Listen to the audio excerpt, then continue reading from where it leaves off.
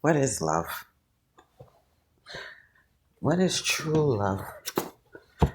How do you know when if you are in love? And how do you know if it's the real thing?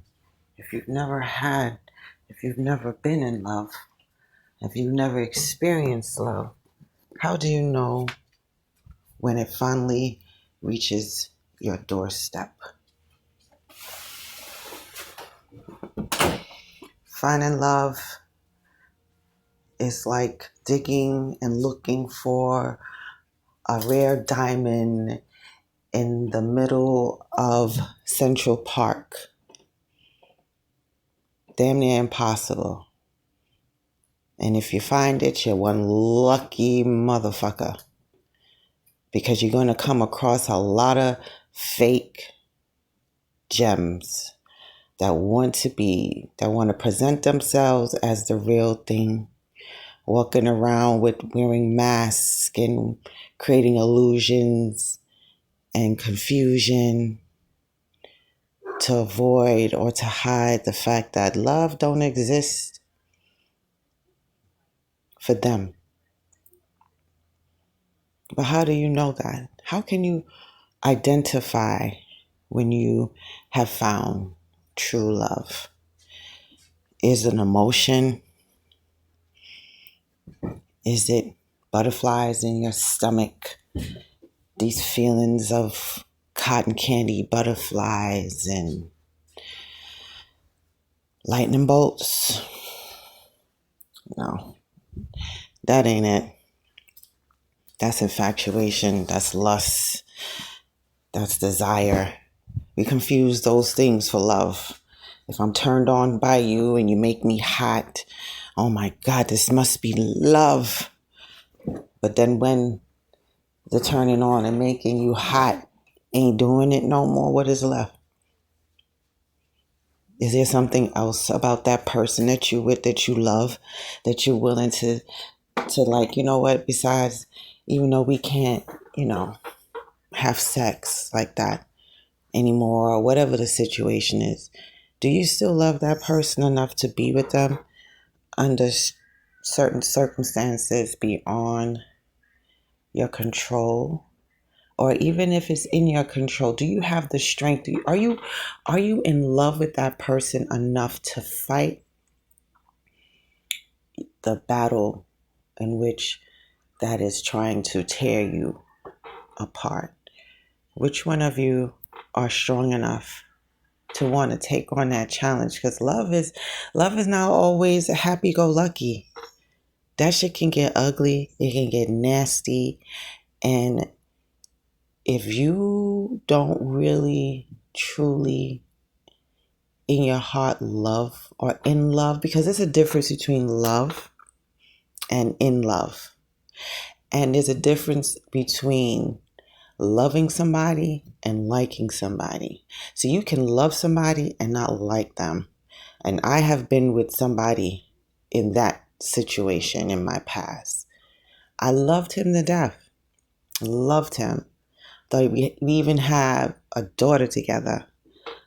Loved him. I would do anything to make sure that, we were good. And, I was young, but this was one of the life lessons on learning about what love is and the different layers and dimensions and colors of love. So many different ones. But this particular one really taught me that you can love somebody and don't like. I didn't like him. I did not like him.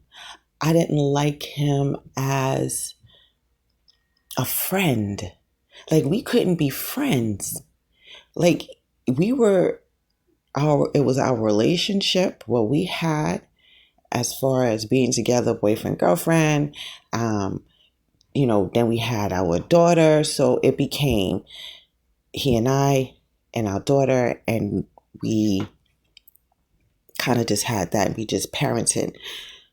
But as far as having a relationship, as far as being friends and having somebody to talk to and lean on and really be like, this is what's on my heart and this is what I'm thinking, it was never that.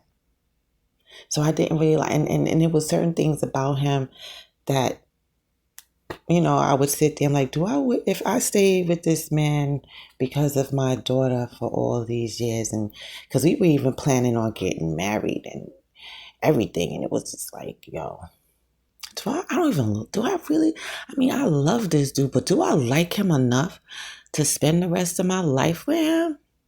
Like, if I'm looking at him now, like, I don't really like this dude, but I love him, but I don't really like him. Is that enough to sustain a marriage? I don't think so. I don't think so. And personally, I really think that he didn't really like me either. It just eventually got to a point where it was about our daughter, and he was around for that and I was around for that, but that wasn't at that time, that wasn't enough for me then, and it's still not enough for me now. But back then I had to realize that love doesn't really encompass all. I mean, what is that all? Can you love somebody and not really be their friend? Do people really put importance on building a friendship with someone before you become this loving couple, or before love gets involved? If you can't be a good friend, then you damn sure can't be a good lover, because you don't have the ability to bypass the physical. And if you don't know how to bypass the physical in a relationship, then it will always be a physical exchange of emotion. So the minute that no longer becomes it's no longer there, the physical aspects of the relationship is no longer there, then the relationship will die and fizzle. Do you have anything else within that relationship that will sustain you? So if you don't like him or you don't like her, but you're with together, and it's like, no, that's not life. That's not living. So I had to make a decision. Like, how can I marry someone and not like them? And in my heart, I knew that he probably didn't really want to do it too, or if he wanted to do it, he was just really hard to read. And that's one thing, that hard to read shit is, how are you going to marry somebody and you can't even read them? How are you going to marry somebody and you can't even get them to talk about the important stuff, who shuts down and close off? And it was like, all right, listen, you go your way, I'll go my way. We have our daughter, we'll co-parent together, and we'll move on from that. And of course, it was hurtful, and I didn't want to really end the relationship, but it was for the betterment of my own mentality, my own mental. It was better for me physically, because now, even though I'm in this relationship, I'm still physically trapped in it because it's an agreement. So I had to release myself. I had to release myself from the fact that this man and I and his daughter are not, and my daughter and our daughter is not, we're not going to be that type of a family.